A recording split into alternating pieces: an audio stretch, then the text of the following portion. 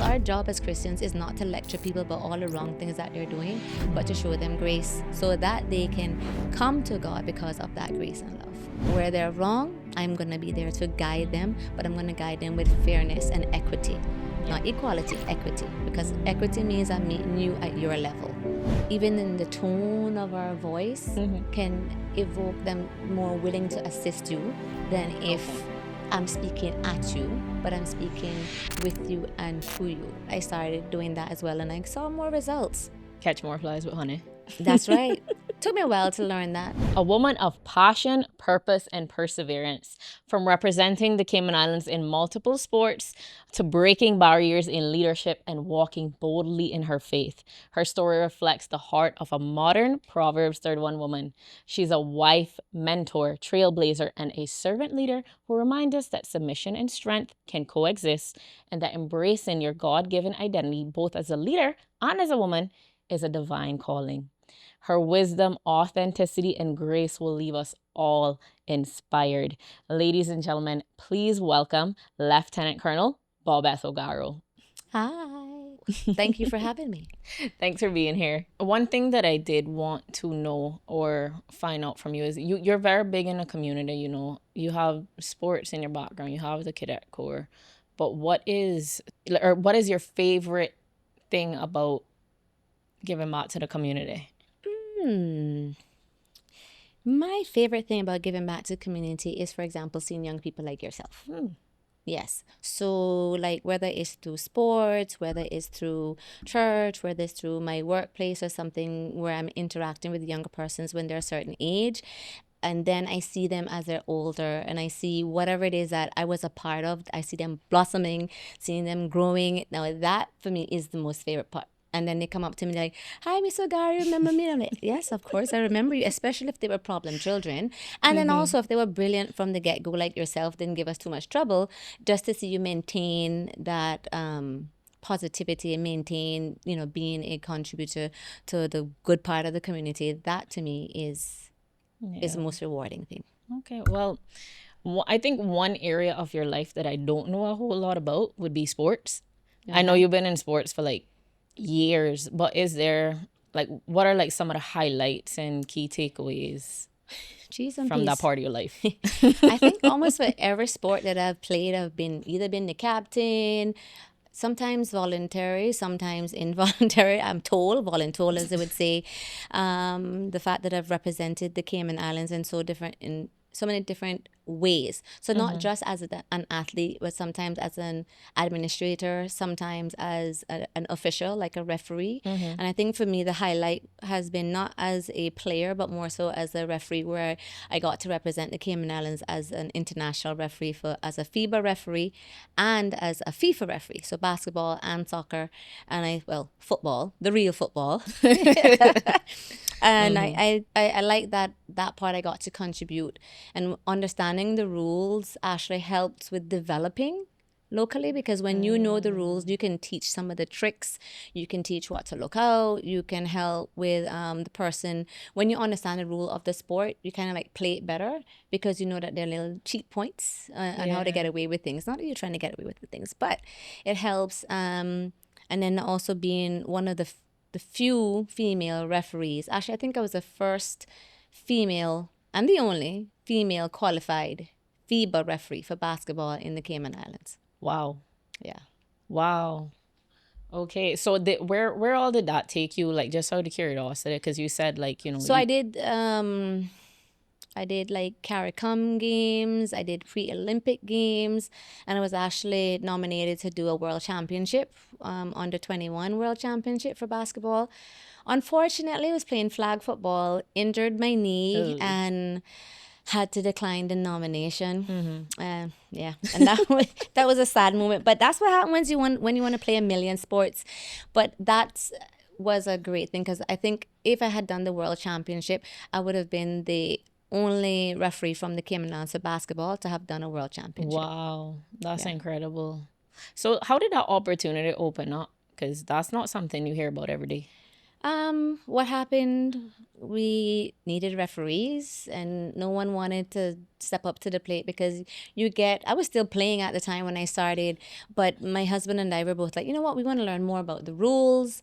And so we joined the referee association and worked along with the basketball association, and they said, okay, are you guys interested in becoming FIBA qualified? And we're like, sure. So together, that's a great part of having a husband that's loves sports just as much as you. So together we did the fitness test, together we did the written, together we did what you call court craft.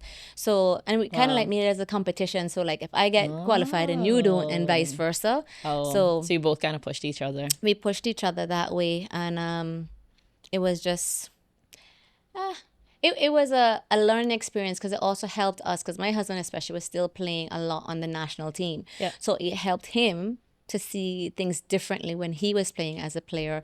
And for me, I just did it because it was fun. And I had the patience of Joe with the players because as a player, I was sassy. So the sassiness of players didn't bother me. Okay. Yeah. That's understandable. So that was kind of where the leadership and trailblazing originated. And now let's talk a little bit about the Cadet Corps, because that's when I got to meet you or got to know you, and you are somebody who I truly admired as a leader, as the first and still only Commandant of the Cayman Islands Cadet Corps. So Who was female. Right? So as a lieutenant colonel, you know, how did that even open up? Like, and especially at the time too, the Cadet Corps was new.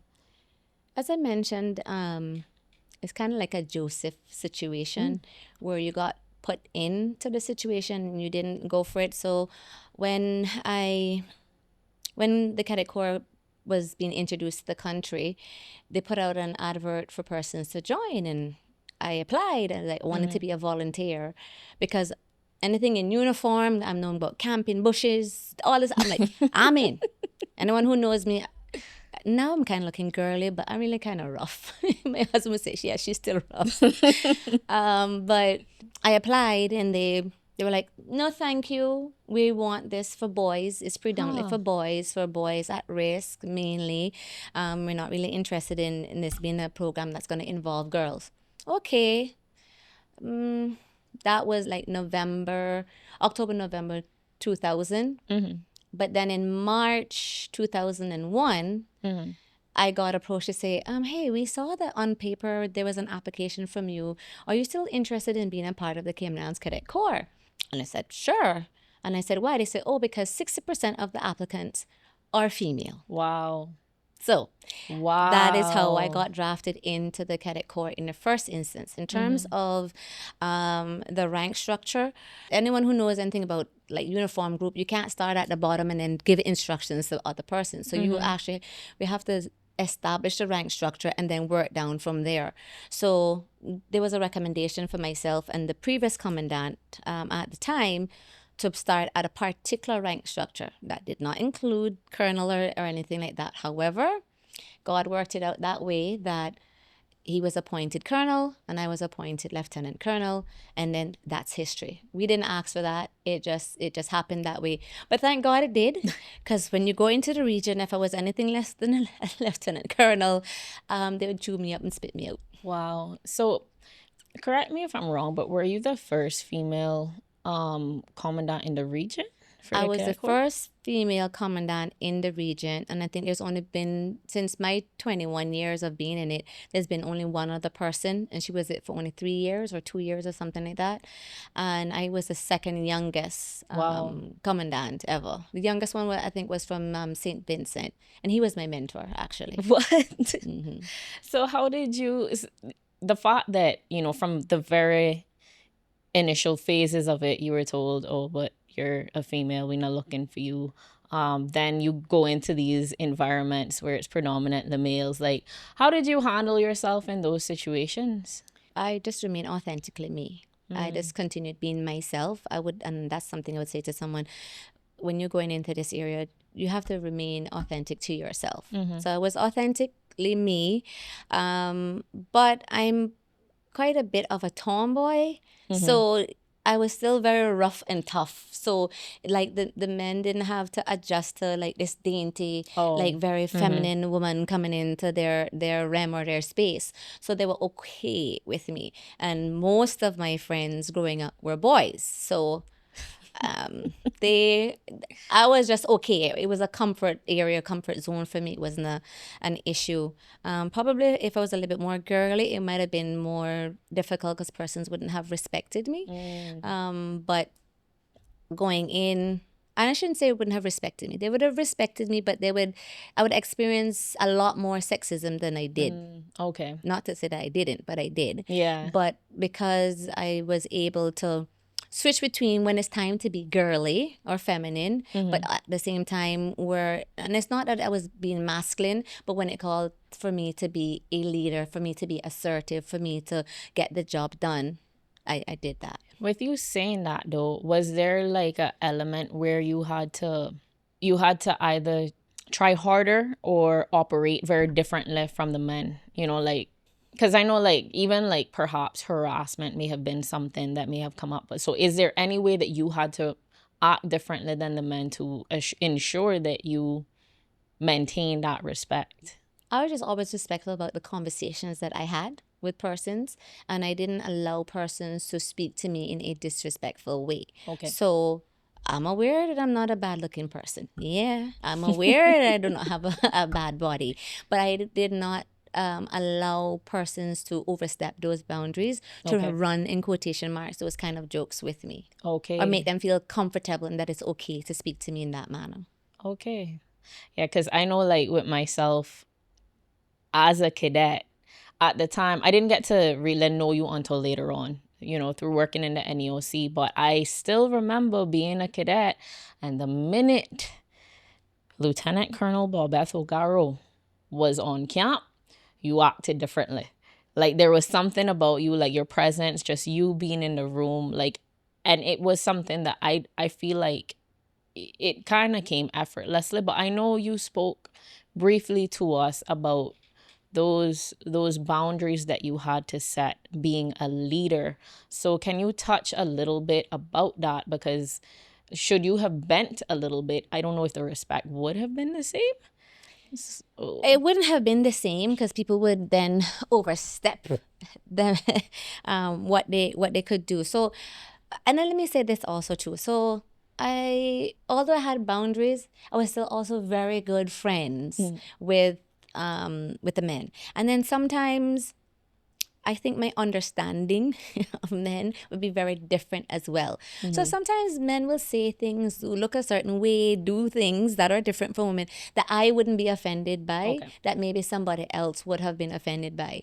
But what I would do is if I feel that they have crossed the line a little bit, I would say, hey, and they'd be like, sorry, ma'am, or you know, I made my bad. But I would still allow them to be a guy, like have to feel comfortable being how guys would be in my presence.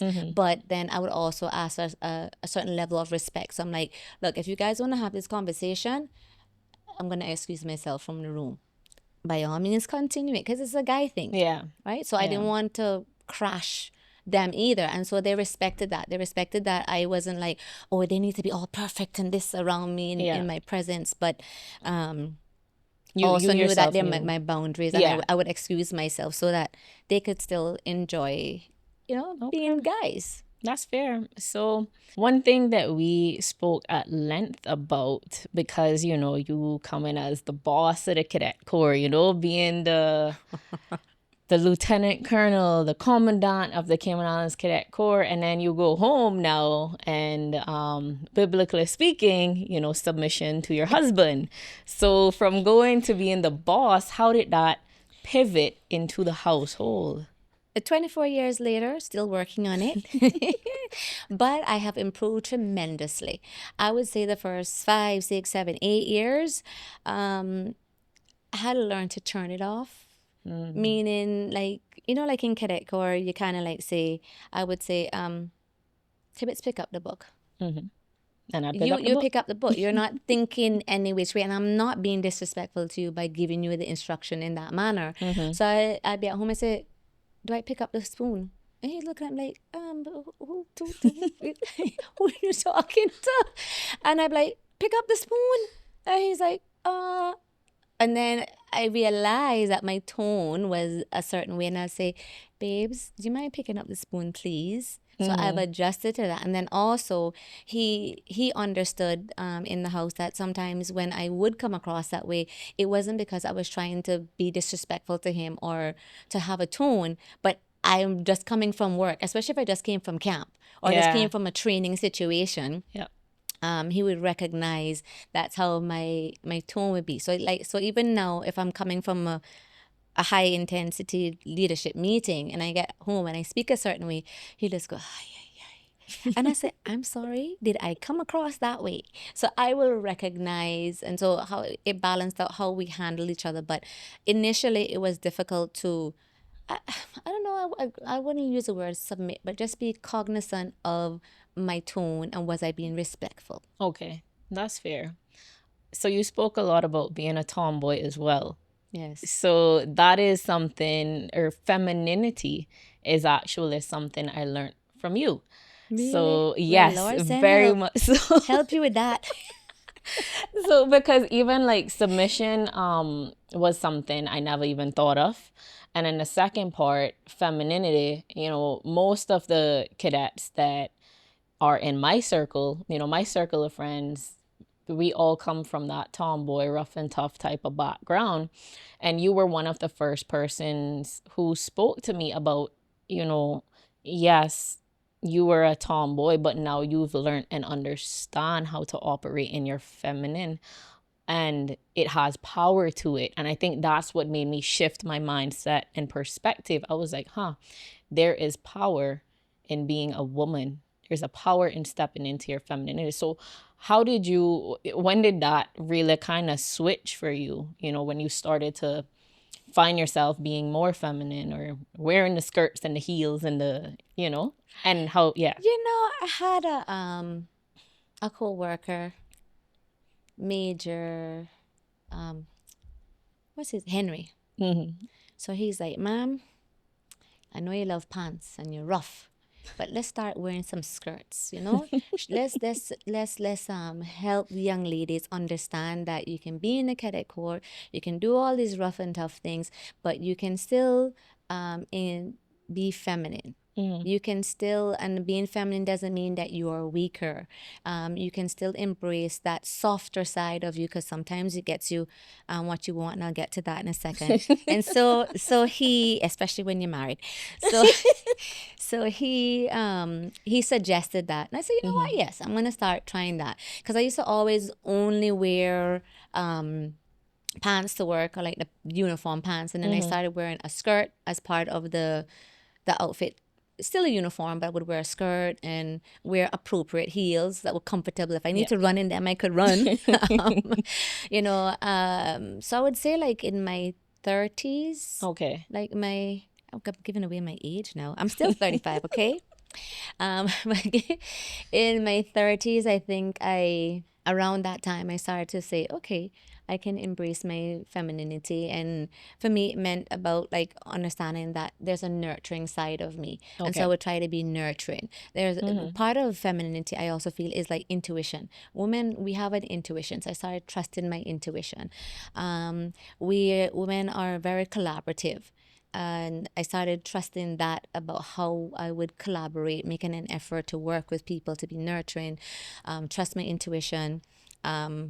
Also, even in the tone of our voice, even when we're speaking to other women, can evoke them more willing to assist you than if I'm speaking at you, but I'm speaking with you and to you. Rather than at you. Yeah. So that I started doing that as well, and I saw more results. Catch more flies with honey. That's right.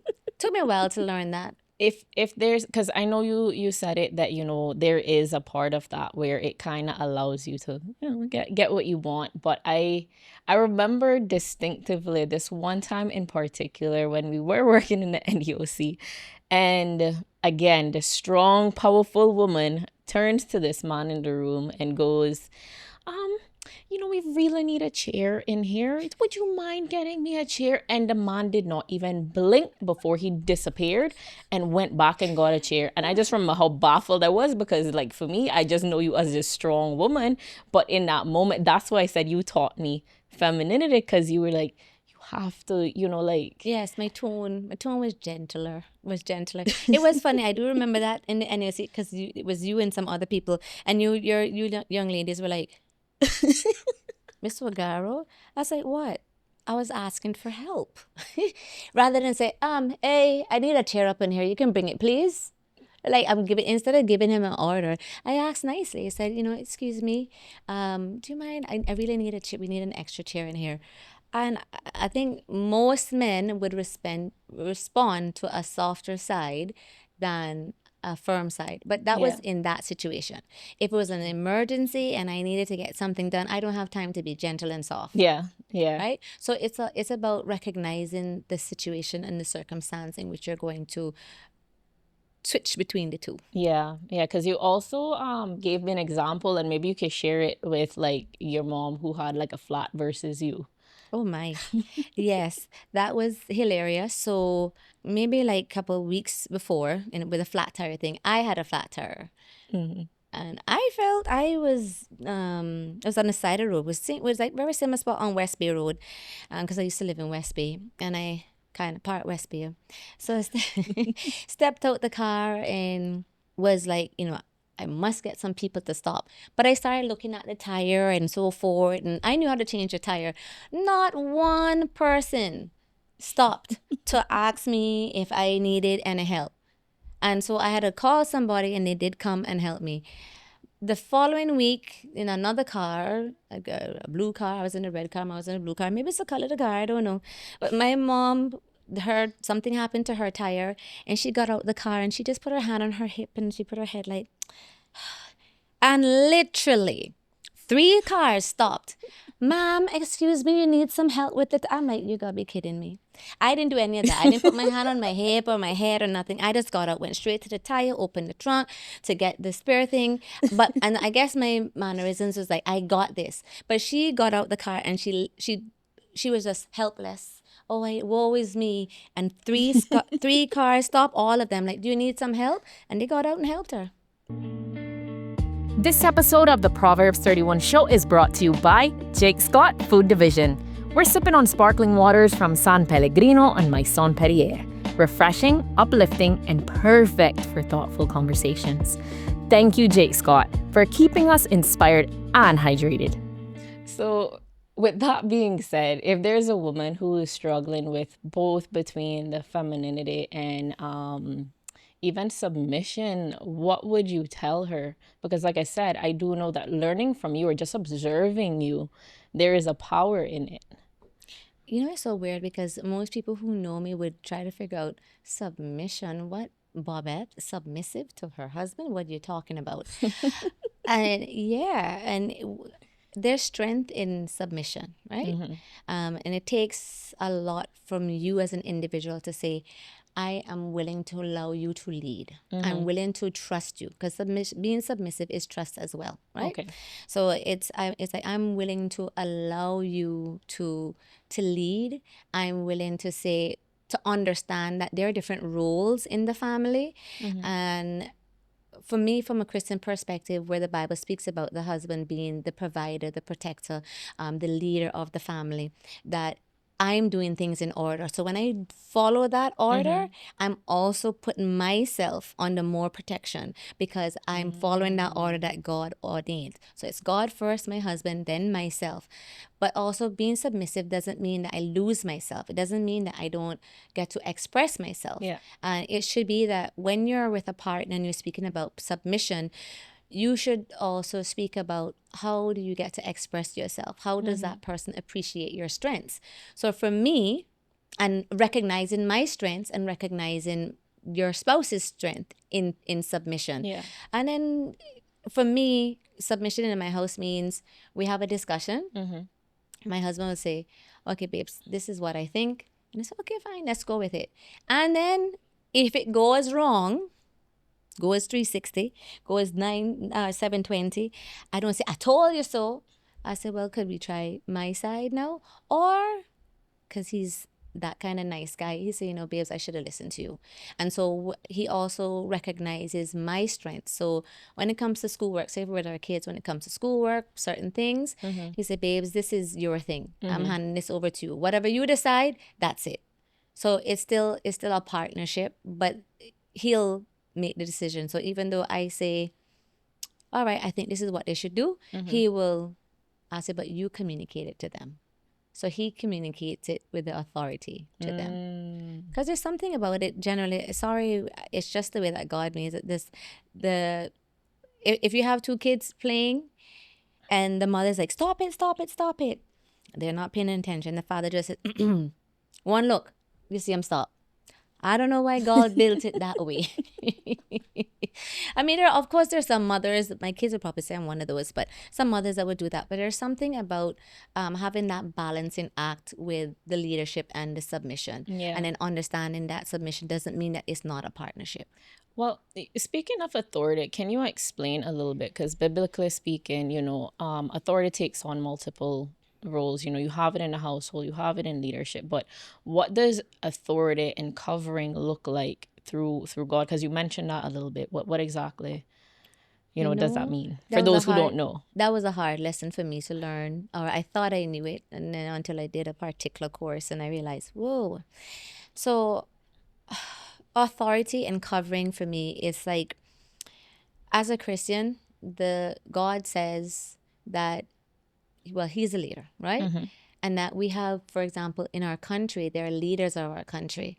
And those leaders of the country, they establish laws, rules, regulations, whatever it is, not just for any which purpose, but it's actually for our own protection, right? So we are supposed to honor and respect those persons in authority. When they do not do something that is not right, we shouldn't be going out and tearing them down. We should then be praying for God's wisdom for them. Okay. In that from that perspective. And then when it filters down to like in your house where your husband is the head of the household, if he's in a position where you feel like you know more than him, then you pray for his wisdom, you pray for his guidance, you pray for him to be able to step up and lead the way that you want to lead. And then as children, we have parents, and children nowadays think they know everything more than the parents. Yeah. And I'll tell you what I always say to my kids, I was not born big. So every little trick that you think that you can pull, except maybe with the phone, I can probably do it too. So I'm aware of it. When you're thinking one thing, I'm 2 steps ahead of you, knowing that you're thinking already. So also the Bible speaks about that as well, respecting authority of your parents. Right. So it comes down even on the different layers of authority and respect and being submissive. And if we apply those principles in our life, it makes life so much easier. So much easier in the sense that, one, you ain't going to get in trouble with the law. 2, you're going to have a better relationship most times with the person above you and also with the person who is on your level, and also even between parent-children relationship. You find that there's more cohesiveness when both persons, the leader leads appropriately and you follow accordingly. Okay. So with that being said, what happens, if the leadership is not up to par, they're not, doing things the right way, or not even biblically speaking, but you don't feel like it's the right way that they're doing things or handling certain situations. I'm laughing because when I was younger, my approach was I was respectful, but I felt that I needed to let you know that there was a problem, and I had to put it in writing, and my tone might not have been disrespectful but might have been firm. I'm not recognizing the authority to whom I'm communicating with, and so instead of the person, I might have been right, but because my approach was as if like I'm attacking you, I was not getting a positive response because they're now on the defensive. Okay. Right. And it's now coming at me like, you have a problem, Bobeth, you are not listening. Versus now that I'm older and I have encountered sexism ageism, bullying, disrespect on the job, my integrity being questioned. My approach has still been, I'm going to pray for you. I'm going to pray for you. I'm going to ask the Lord for your wisdom, for your guidance. And I'm going to pray for myself. Lord, give me the wisdom, patience, guidance, understanding to handle these things appropriately. And then my tone and my tone is still going to be, I'm reaching out to you to help you. How may I assist you? How is it? Guide me in how you would like XYZ to happen. Guide me in what is your preference. This is what I'm saying to them. So now it's back on them. Yeah. Now it's like, oh, she ain't telling me what to do. I'm now saying, how do you want me to handle this? How do you want me to do? And then where I know I might be I wouldn't use the expert, but the person that is more aware of the situation, then I'll say, I'm providing this information for your benefit. Okay. Here's what I'm advising you. What would you prefer for me? How would you prefer for me to handle this situation? Okay. So basically, I give the information, allow them to make the final decision rather than I'm the one saying, this is what you need to do. Okay, that's fair. So what I'm hearing is it helps to, or the source of all of this and the wisdom to do exactly what you said is coming in with you, checking in with God. Yes. So checking in with God for them, and then not only that, for the discernment on how to handle those situations. Yes. And that's very powerful. And so that's the one thing that I've had to do. The discernment's a very good word to describe it, where I say, Lord, please guide my thoughts, guide the way that I'm thinking, I'm speaking. And then also if I'm writing an email that I know it's I will say, you know what, let me send this to somebody else to do a little tone check. And I'll say, hey, can you check this for me, please?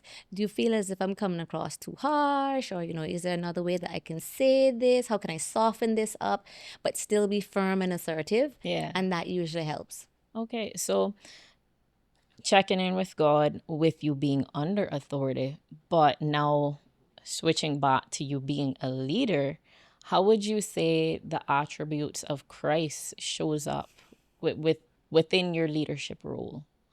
I'm fair and firm. I try to lead by integrity. I really try to be honest. I try to be collaborative. I try to, in my life, treat people the way that I want to be treated. So the Bible will say, do unto others as you would like them to do unto you. So I really, when I have always said, when I get in a position of leadership and I can make decisions about other person's lives, I want to support them as much as possible. But where they're wrong, I'm going to be there to guide them, but I'm going to guide them with fairness and equity. Not equality, equity. Because equity means I'm meeting you at your level. Okay. Equality means I'm offering everybody the same thing along the way. But same thing might not work for everyone. So equity is like, you might be down here, so I got to meet you down here. Okay.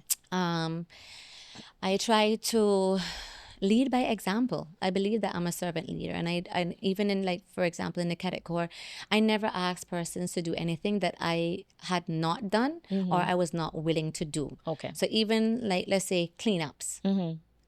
Nowhere else in the entire Caribbean are you going to find a commandant up at 3 o'clock, 4 o'clock, 5 o'clock in the morning picking up garbage or driving the bus to do pickups and drop-offs. But if I'm going to ask the volunteers to do it, I'm going to do it too. And plus, with the bus, I was one of the few people that knew how to drive standard. So I was willing to do it. So as a leader, I'm a servant leader. I lead by example. And I always have like an open door policy. The Lord is always there to listen to us, always available. So I try to do that. I'm like, you know what? Come and speak to me. And I generally say to persons, if I offend you, I cannot fix the problem if I don't know what the problem is. That's fair. So you gotta come to me, tell me the problem, then I can adjust it.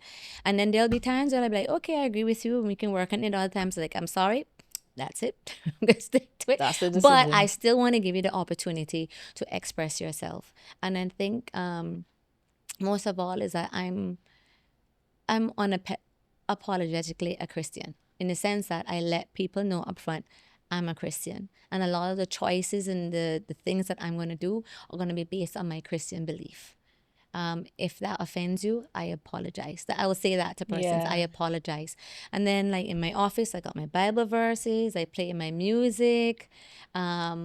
I'm just careful, even like the kind of language I use, just simple things.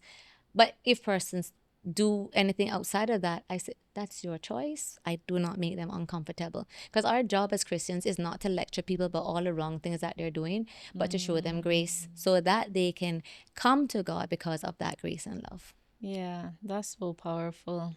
And that goes back to what you said, being the example. And the very first thing you kicked off with was being firm and fair. So if I could give like an example of when you were firm and fair, she's even been that way with me. So I know that what she's saying is absolutely true, because I remember one time in particular, I got very upset with a particular leader and I sent an email with quite a tone, and I don't even think a few hours had passed before she literally sent me, like, my phone was ringing and she was like, Tibbets, you had a bit of a tone there. I think you could have said it differently. Now, it's not to say that what I said wasn't justified, Right. but she still was very firm with me and letting me know that it could have been said differently. And that was completely fine because of the way that she approached me with respect. So even being under your leadership, there was so much to learn and glean from you. So not in just being corrected, but also just observing you on a whole, you know, in all those different arenas within the Cadet Corps and the NEOC, and even just our conversations that you've had with us. So yeah, Miss O'Garro mentors a lot of young women, a lot of young women. But just kind of to wrap everything up here, the one thing I want to know is there's probably a few people listening who are either in male dominated fields or struggling with some authority at work. Not a day passes when I don't hear about someone who is struggling with their boss, their manager, their supervisor. Is there any advice that you would have for those people? Yes. I'd say, number one thing, and it always sounds cliche, pray. When I say pray, meaning that there's always this thing we say, take it to the Lord in prayer. I don't really mean it like that. But be specific in your prayer about the situation. So it's not everything. Lord, my boss is horrible, blah blah blah blah. No, Lord, I'm having this particular situation. This is what is happening. I'm asking you for your guidance in this situation. How do I approach this situation? Father, I'm asking you for favor with my boss. May they see the work that I'm doing. May they approach me differently. Whatever the specific situation is, we should be specific in our prayers. And I've proven him time and time and time again with that specific prayer. That's the number one thing. Be specific, because the little small things, you'd be surprised how the Lord hears and answers those prayers. And then I would say, be authentic. Continue being you. Where you know your strengths are, continuing to build on them, and be true to yourself about what your weaknesses are, and if those are areas that you can work on, and work on those areas of weaknesses as well. Because before we start fixing anybody else, fix yourself. True. Right? So when you fix yourself and you make the adjustment and you make the changes, you'll be surprised how that significantly impacts your leader who is terrorizing you. You are getting on your nerves. When you handle and always try your best to do the right thing, even when they're not. When they go low, you stay high. Is what I would say.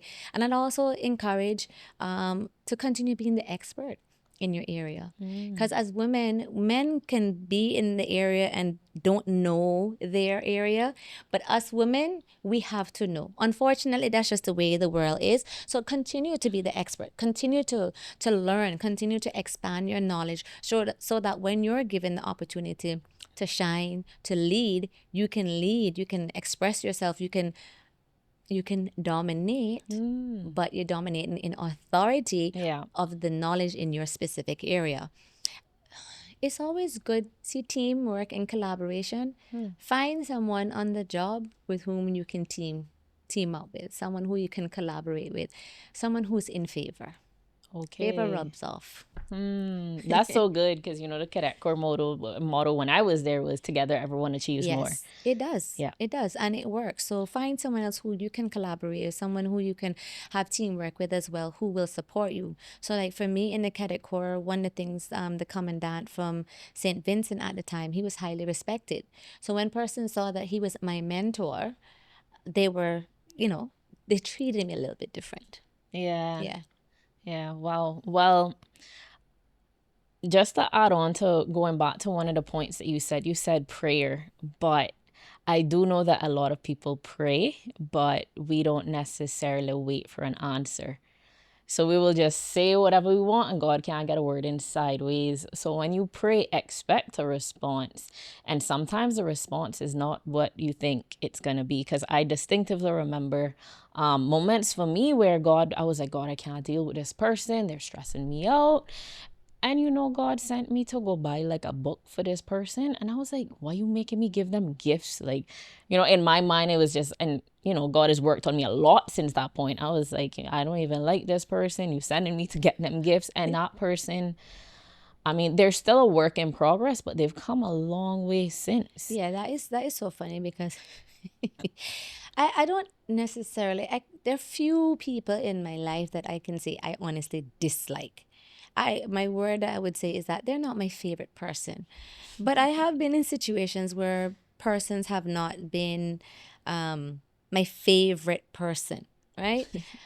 However, what I would do is that instead of harping on the things that they do wrong all the time, I would try to find the opportunity to speak about the good things that they're doing. I would try to speak about, the so in this particular situation in Cadet Corps, this person was just not the best supervisor, but when the person did show support for the Cadet Corps, did do certain things for the organization, I would highlight that. I would say, listen, this person is fighting for us. They're doing X, Y, and Z. And people looking at me like, But that was my way of, being positive. And so Yeah. when it got back to the person that even though I could have lambasted them, I chose to the highway and I Yeah. chose to say positive things and reinforce the good things that they were doing. I also saw a change in that. I saw more support. I saw them going out of their way to try and assist with funding and so forth for Yeah. us. So that's the other thing I would say with authority, where you can speak about the positive things, speak about that. Because we always harp on the negative more than we do the good things. But positive reinforcement works better than negative reinforcement. Okay. Well, Ms. O'Garro, I want to say thank you for your time. Thank you for being a mentor to myself and so many other, not just young women, but I think Caymanians on a whole. And I mean, your walk with faith has been so admirable to me. The stories that you've shared about just your spiritual encounters, just watching you as a leader, being able to observe you in that capacity. And yeah, you've just poured in so much to me and now to the listeners. So I want to thank you for your time again. And Thanks. if you do have any last little words that you want to say or any. Yeah, I just want to say that, no one's perfect. I have been through ups and downs. I've had many challenges. I've made some really bad choices. I have done things that I'm not always proud of. However, where I am now, I'm going to get teary about it, but where I am now, I just have to give God thanks for His grace. Give God thanks for His forgiveness. Give God thanks for the people in my life, like my mother, my husband, my in laws, who love me unapologetically and also who have shown me grace. And for those people out there, I hope and I pray that even when you're going through moments in life when you make bad choices, when you're not doing the right thing, I pray that you do have a support system besides God in our life, but human beings, because we're social people, but human beings who can show you grace, who can show you understanding and be there for you. And if you yourself can be that for somebody out there, you'd be surprised how you make the difference. And I'm just happy for me, like where I have come, full circle, the things that I have been through, like the ups and downs of life, with some of the choices. But I would say that God is good, and the I I've seen the miracles in my life in so many different ways that I can't talk about it because sometimes people probably wouldn't believe me, but I've seen where he has come through.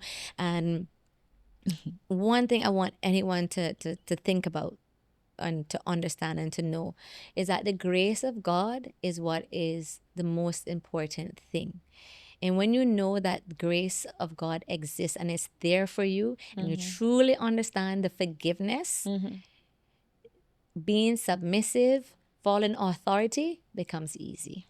I mean, this was a very impactful and powerful segment because, like I said, like I've learned and gleaned so much from you throughout my entire life. But everything that you've shared with me, I really wanted the world to know. You know, I don't think it's something that should be gatekept. These are very important things for us, especially as young women, and young men, to learn from and to grow in, you know. And at the end of the day, you spoke about teamwork, right? And I think it doesn't matter whether you're a male or a female, no matter what field you're in, everything in life takes collaboration. So thank you for your powerful, impactful, and purposeful words that you shared with us today.